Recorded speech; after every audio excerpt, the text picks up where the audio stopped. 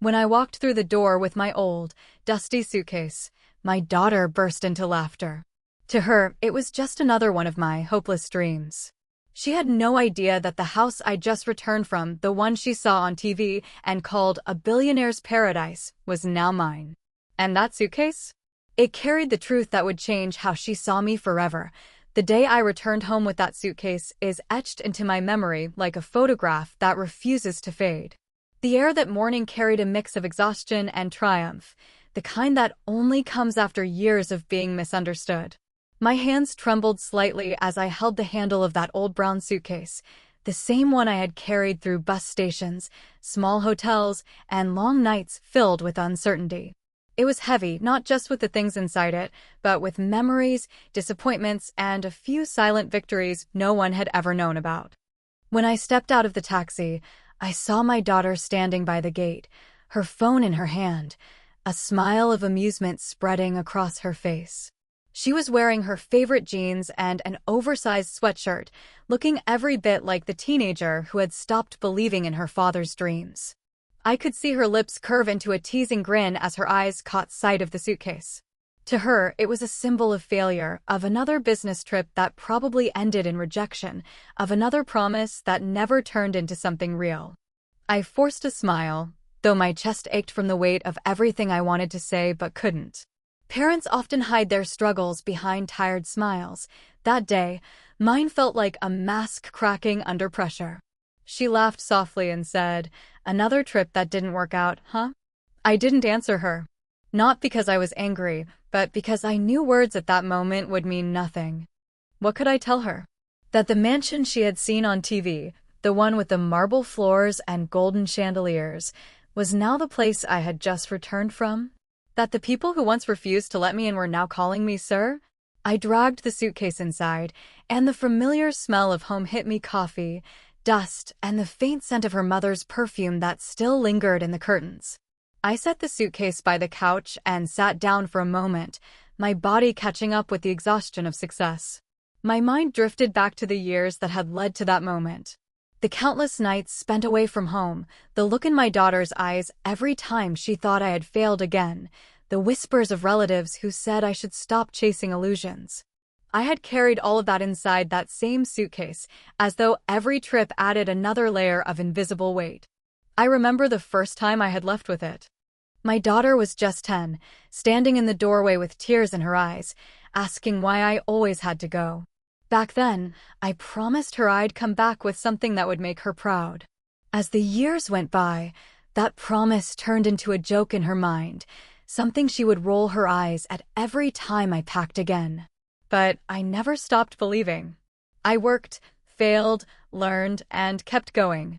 The suitcase became my silent companion, a witness to my journey. That day, when I brought it home again, it wasn't filled with disappointment. It was filled with proof. Proof of every late night, every rejection turned into opportunity, every door that had finally opened because I refused to stop knocking. Yet, looking at my daughter's laughter, I realized how much distance had grown between us. Success felt hollow without her understanding of what it had cost. She couldn't see the sacrifices behind the suitcase. She only saw the surface, the tired man who kept coming home with dreams that didn't fit into her world of instant results. I wanted to tell her that the mansion wasn't just a building, it was a symbol of everything I'd worked for, everything she thought I couldn't achieve. But I stayed quiet, watching her laughter fade as she noticed the seriousness in my eyes. She didn't know that inside that suitcase was a small velvet box containing the key to the mansion, the same one she had admired online just days before. She didn't know that I had spent years earning not just wealth, but the respect that once seemed unreachable. The sound of her laughter still echoed faintly in the living room, but something in her gaze began to change. She looked at me longer than usual, perhaps sensing there was more to the story than she had assumed. I didn't rush to explain. I wanted her to see it, to feel it, to understand it in her own time. Because that suitcase wasn't just mine, it was our story, packed with years of silence, struggle, and the quiet determination that love sometimes hides behind pride. My daughter's disbelief and laughter that day were not just simple reactions. They were years of misunderstanding and distance wrapped in a single moment. When she laughed at the sight of me dragging that old suitcase into the house, I could hear all the unspoken judgments hidden behind that laughter. To her, it was funny, her father still clinging to impossible dreams, returning once again with nothing but an outdated suitcase and tired eyes. She didn't know that behind my silence lay a story she could never have imagined, one I had carried quietly for years. Her laughter wasn't cruel, but it cut deep. It was the kind of laughter that comes from someone who's stopped believing, who's seen too many broken promises and learned to protect themselves from disappointment. I had seen that transformation happen in her slowly, like a light fading in a room you once called home. There was a time when she would wait for me by the window, counting the days until I returned, believing I was out there building a better life for us. But as the years passed, as my trips grew longer and the results seemed invisible, that belief turned into mockery, that excitement into indifference. She stood there that day, arms crossed, eyes sparkling with amusement as she asked, "So, what went wrong this time?" I smiled faintly, pretending I didn't hear the sting in her words. I wanted to tell her everything, that nothing had gone wrong, that for the first time in years, everything had gone exactly right, but I couldn't bring myself to say it. There was something inside me that wanted her to see, to learn through her own eyes rather than my words. I wanted her to understand the value of patience, the beauty of silent perseverance, the weight of a dream that never dies even when everyone laughs at it. Her laughter echoed through the living room as she turned away, probably texting her friends, making a joke out of her father's latest adventure. I watched her, trying to memorize the curve of her smile, the same smile her mother used to wear when she teased me about chasing dreams too big for small-town men like me. It was strange how life repeated itself, how the same laughter that once motivated me now pierced me. But I didn't want to be angry. I knew she wasn't mocking me out of cruelty. She was mocking what she didn't understand, what she had never been shown. In that moment, I realized how differently we saw the world. For her generation, success meant instant results, quick fame, fast money, and visible luxury. For me, success was built on patience, failure, and faith in something unseen. She had grown up watching people online flaunt their achievements overnight, while I had spent years building mine in silence. So when she saw the suitcase, she didn't see a symbol of persistence. She saw proof that her father was still stuck in the past. I could still remember when she was little, and we would sit together in our small apartment dreaming of a big house with a garden, a room filled with books, and a window that opened to sunlight instead of walls. Back then, her eyes would shine when I spoke of possibilities. But life changed, and so did she. The laughter that once filled our home turned into sighs, then silence, and finally into disbelief. It wasn't her fault. I had failed to show her the journey behind the dream. That day, her disbelief reminded me of how far apart we had drifted. She didn't know about the nights I spent sleeping in my car because I couldn't afford a hotel during my early business travels. She didn't know about the rejections, the people who mocked me, the deals that fell through just when they were about to happen. She didn't know how many times I had looked at her picture in my wallet to remind myself why I couldn't give up. All she saw was a man coming home again with the same suitcase and the same tired story. I wanted to speak, to break the silence between us, but something held me back. I wanted her disbelief to turn into realization naturally, to let her learn that the greatest stories are often hidden behind the simplest things. I watched her eyes roll when I placed the suitcase on the table, the sound of the zipper cutting through her laughter like a quiet answer to everything she thought she knew. She had no idea what was inside, no clue that this time, the suitcase wasn't filled with failure, it was filled with the future she had once dreamed of as a child. Her laughter softened as I met her gaze, not with anger, but with calm certainty. She didn't know why I was smiling this time, why there was peace instead of defeat in my eyes. Maybe she sensed something different, something she couldn't yet name. Her disbelief began to falter, like a wave pulling back before a storm. I could see questions forming in her eyes, curiosity replacing mockery, confusion blending with a hint of guilt. She didn't know that the world she admired from afar, the mansion she thought belonged to someone else, was now connected to the same man she had just laughed at. And as I stood there, watching her slowly fall silent, I felt something shift in the air between us. It was the beginning of understanding, the quiet before truth reveals itself. Her disbelief had been my burden for years, but that day, it was about to become the spark that changed everything. The hidden story behind the mansion began long before my daughter ever saw its shining windows or manicured gardens on her phone screen. To her, it was a place of unreachable luxury, something that belonged to people born with everything we never had. But for me, that mansion represented a lifetime of sacrifice, a dream that started when I was standing outside its tall iron gates years ago, looking in as a worker, not an owner. I still remember the feeling of that moment, the scent of wet earth after rain, the sound of expensive cars pulling up the driveway while I stood with a folder of rejected proposals under my arm. I had gone there to present an idea, a chance to prove that I was more than just another struggling man with a dream. They didn't even let me pass the lobby. That rejection could have broken me, but it didn't. Instead, it became a quiet promise to myself. I told myself that one day, I would not stand outside those gates again as a visitor. I didn't know how or when, but something deep inside me refused to give up. Life after that moment was nothing short of a battlefield. I lost more than I gained. I missed birthdays, anniversaries, and moments with my daughter because I was out there chasing opportunities that didn't always pay off. There were nights when I slept in cheap motels with flickering lights, wondering if my dream was foolish. There were days when I worked 2 jobs, one for survival and one for the future I was trying to build. Every brick of that mansion, to me, was tied to a memory of struggle, pain, and determination. Years passed, and I found myself crossing paths with the same company that had once turned me away. By then, I had built something small but solid, a business with integrity, built not on luck but on lessons carved out of failure. I began collaborating with clients who trusted my word, and slowly, my reputation grew. When the opportunity came again, when the same mansion went up for sale after its owners moved abroad, I didn't hesitate. It wasn't about revenge. It wasn't about proving anyone wrong. It was about finishing a story that had started long ago. I walked through those gates again, this time not as a man seeking approval, but as someone who had earned his place. The air felt different, almost heavier with meaning. Every step through that hallway, every glance at the marble staircase, every light flickering from the chandelier reminded me of the nights I had spent dreaming about standing right there. The deal was signed quietly, no grand celebration, no announcement. I wanted it to remain a secret until the right moment, until my daughter could see what years of patience looked like.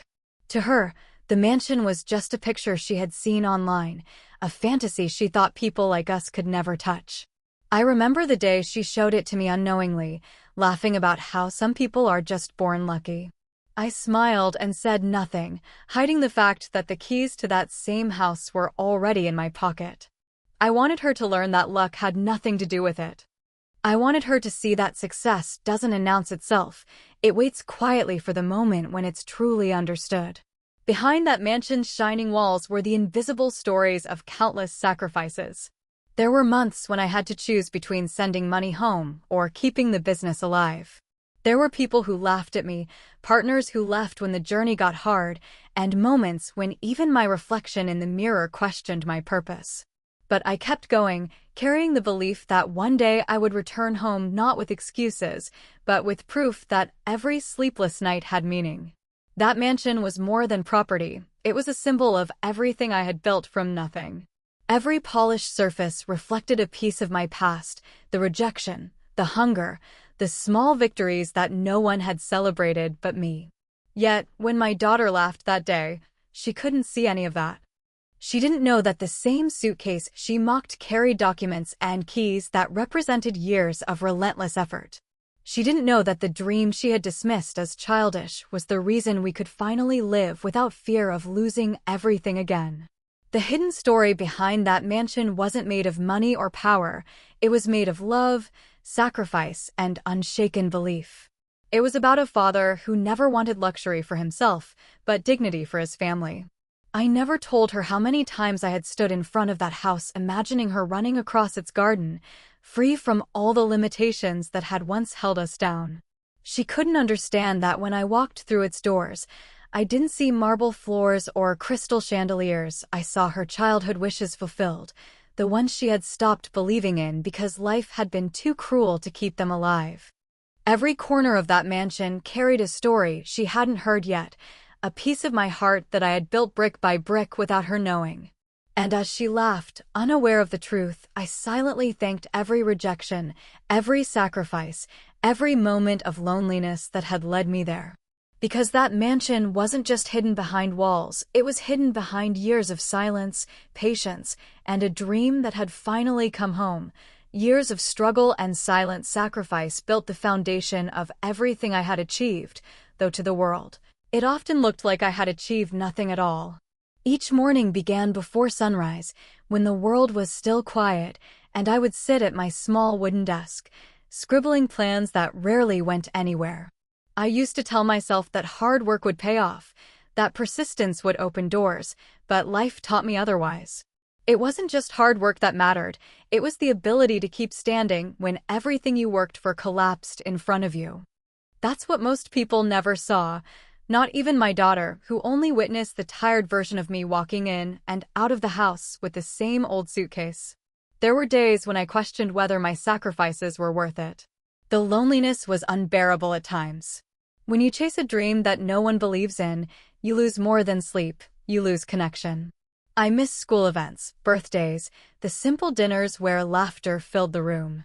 I remember sitting in a cheap hotel room one night, eating stale bread and staring at my phone, seeing pictures of my daughter celebrating her graduation without me. My heart ached, but my mind whispered that someday she would understand. There were moments when I wanted to quit. When deals fell apart at the last minute, when I watched people I trusted betray me for money, when I saw others rise faster by cutting corners while I stuck to honesty and integrity. But I kept reminding myself that real success doesn't come from shortcuts. It comes from surviving the long road without losing who you are. So, I learned to endure. I learned to stay quiet when others doubted me. I learned to let the results speak for me when words could no longer defend my intentions. The struggle wasn't just financial, it was emotional. I carried the guilt of absence, the pain of being misunderstood, and the fear that one day my daughter would stop waiting for me to prove her wrong. People saw me as stubborn, someone who didn't know when to give up, but what they didn't understand was that giving up would have meant betraying every promise I ever made to myself and to her. The dream wasn't just mine, it was for her, for the version of our lives I wanted her to have. I remember the years when I worked in the shadows of others, taking small opportunities that no one else wanted. I cleaned offices, managed accounts, drove cars, and did everything that allowed me to save a little more to build something of my own. Each job, no matter how small, taught me a lesson. Every rejection became fuel. I learned how to negotiate, how to handle failure without losing hope, how to smile when everything inside me felt broken. Those were the silent sacrifices, the kind no one applauds, but that shaped the person you become. Sometimes, I would hear my daughter talking on the phone, her voice filled with embarrassment when people asked what her father did. I never blamed her. I understood. Society doesn't value struggle until it turns into success. It's easier to laugh at someone who's still climbing than to respect the one who refuses to stop. But deep down, I held on to faith. I believed that one day, the same people who dismissed me would look back and realize what persistence truly looks like. There were countless nights when I stayed awake, surrounded by paperwork, exhaustion creeping into my bones. The silence of those nights was heavy. I would think of her, sleeping peacefully, unaware of the battles I was fighting to make sure she would never have to live the way I did. I sold things I loved to pay bills, borrowed money to keep my business alive, and endured humiliation from people who thought they were better because they had what I didn't. But every time I thought of her smile, I found strength again. I learned that success doesn't come with applause, it comes with scars. Each setback was a wound that healed over time, leaving behind a lesson stronger than the pain. I carried those lessons like invisible medals, proof that even when life broke me, I didn't stay down. I built something from the ground up, not through luck, but through relentless endurance. And yet, despite everything, I never talked about my struggles. I didn't want sympathy. I didn't want anyone to feel sorry for me. I wanted my actions to speak for themselves one day. I wanted my daughter to see what real effort looks like when the noise fades and only truth remains. So I stayed silent, letting her think I was just another dreamer chasing clouds. She didn't see the nights I went hungry to save money for her school fees. She didn't know that every business trip she laughed at was a fight for a better life. Those years of struggle were not wasted. They built a version of me that could survive anything. They turned pain into power, silence into strategy, and doubt into motivation. Every sacrifice I made, every lonely road I walked, every moment I was misunderstood, all of it became the invisible strength that carried me to that mansion, the same mansion that once looked like an unreachable dream. And though my daughter's laughter stung, it couldn't erase the truth that my sacrifices had finally turned into something real, something she would soon see with her own eyes. The moment of truth came quietly, without any grand announcement or dramatic build-up. It happened on an ordinary afternoon when my daughter was scrolling through her phone, sitting on the couch, the same way she always did. I had placed the suitcase on the table earlier that day, the same one she laughed at when I walked in. To her, it was still just an old piece of luggage, a symbol of her father's unending failures. But for me, it was a vessel of everything I had worked for, everything I had carried across years of sacrifice and silence. Inside, among a few papers and documents, lay the keys, the simple, metallic truth that would change everything she thought she knew about me.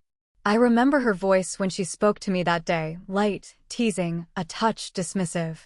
"So, what's the plan this time, Dad?" she asked, glancing up from her phone. There was no malice in her tone, only disbelief born from years of disappointment. I looked at her, smiled softly, and told her I wanted to take her somewhere. She rolled her eyes, muttered something under her breath, but agreed. I didn't explain where we were going. I wanted her to see it, not hear it. Some truths are too powerful for words, they need to be experienced. The drive was long and quiet. She kept asking questions, guessing places, old offices, failed investments, properties she assumed were connected to my endless attempts to make it. I let her talk, listening to her voice, the voice I had missed during years of separation. Each word reminded me of how distant we had become, how much I wanted this moment to bridge that gap. As we neared the mansion, the air seemed to shift. The wide roads, the trimmed lawns, and the iron gates stood tall in front of us, the same gates that had once kept me out. She looked up, surprised, her playful tone replaced with confusion. "Why are we here?" she asked, glancing at me with raised eyebrows. I could see the disbelief forming again. She thought I was joking. I parked the car quietly and handed her the key. She looked at it, puzzled, then at me. I didn't say a word. She hesitated, stepped out, and approached the gate slowly. The security guard nodded and greeted me with respect she had never seen before. Her eyes widened slightly, but she said nothing. As we entered the driveway, she looked around in awe. The white marble facade gleamed in the sunlight, the windows reflected the sky, and the garden looked like something out of a dream. I could see her trying to process it all. "Dad, whose house is this?" she asked, her voice almost a whisper. I waited a moment before answering, letting her look around, letting her see every detail she had once admired from afar. Then I told her it was ours. Her silence was heavier than words. She stared at me, then at the house again, as if trying to find a crack in the story. Disbelief painted her face, her lips parted but no sound came out. The same laughter that had once filled the room when I walked in with my suitcase was gone now, replaced by stunned silence. She followed me inside, touching the walls, running her hand along the banister, looking at the chandeliers that hung above like stars she could finally reach. I watched her eyes move from one corner to another, wide and glistening. I didn't need to explain anything.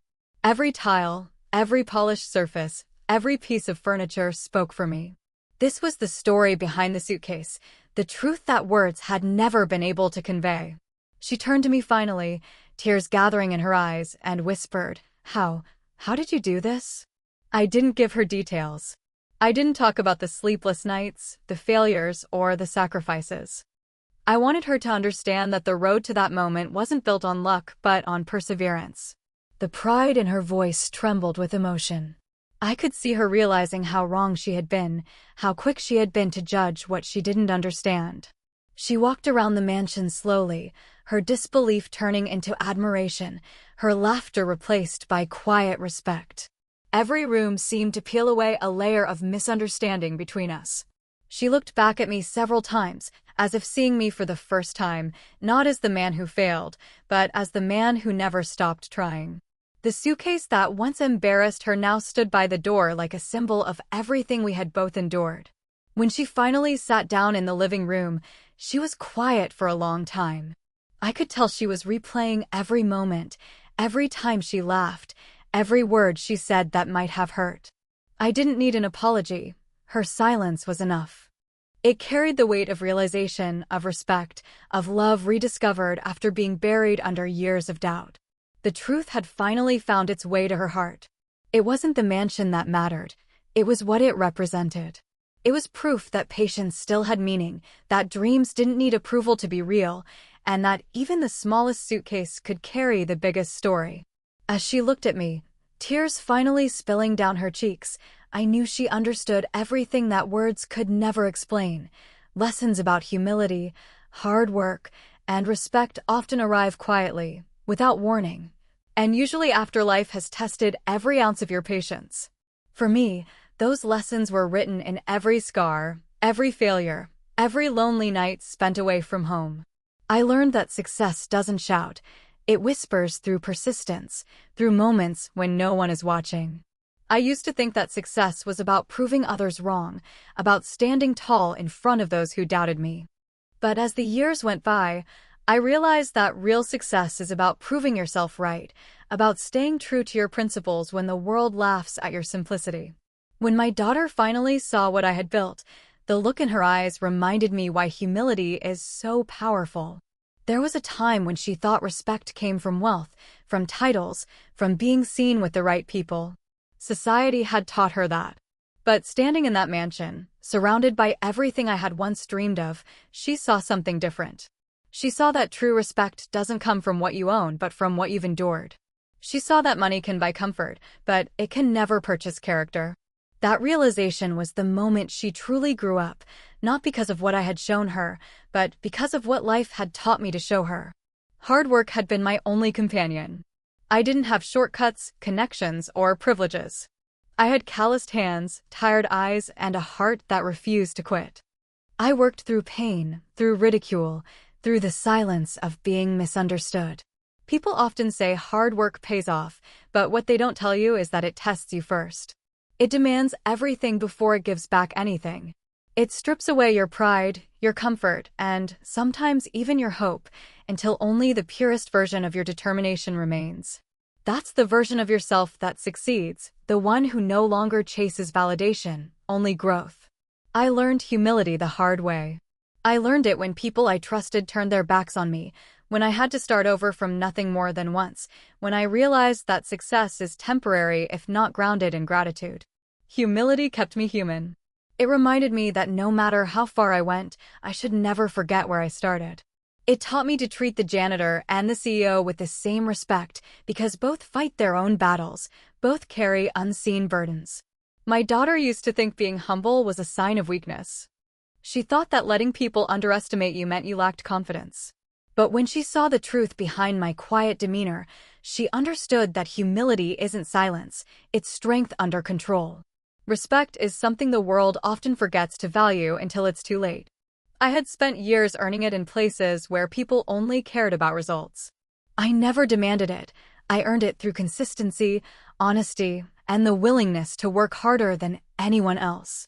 There were times when people dismissed me because of how I looked, because of my old clothes, my worn-out suitcase, my unpolished words. But time has a way of revealing who truly deserves respect. And when I finally stood in that mansion, not as a visitor but as an owner, I didn't feel pride. I felt peace. Because I knew I hadn't gained respect through fear or power, I had gained it through persistence and humility. My daughter once believed that the world owed her admiration just because she wanted it. Watching her expression change that day, I realized she finally understood that respect is never owed, it's earned. She saw in me the reflection of every lesson I had hoped she would one day learn. She saw that real success isn't about standing on top of others, but about lifting yourself without stepping on anyone along the way. She saw that hard work is not a punishment, but a gift, a way to mold strength from struggle. As we stood together in that house, she asked me quietly why I never told her about any of it, why I didn't defend myself when she doubted me. I told her that some lessons can't be taught, they have to be lived. I wanted her to see that respect isn't something you can demand with words, it's something you inspire through actions. Life had humbled me in ways I couldn't explain. It had stripped me of ego and filled me with gratitude for even the smallest victories. Watching her wipe her tears, I saw something beautiful, a new kind of understanding, the kind that only comes when life touches you deeply. She hugged me tightly, and in that moment, I felt years of distance dissolve between us. She didn't need to apologize, and I didn't need to explain. We both knew that what stood between us was no longer disbelief, but respect, a bond rebuilt not through wealth, but through truth. Humility, hard work, and respect had been my greatest teachers. They had shaped not only my journey, but also the person I became through it. They had taken everything from me at times, but in return, they had given me something far more valuable, a life that mattered, a legacy built not on what I had achieved, but on how I had achieved it. And as I looked at my daughter's face that day, I realized that every sacrifice, every struggle, every silent moment of perseverance had led to this lesson being passed on, quietly, naturally, and forever.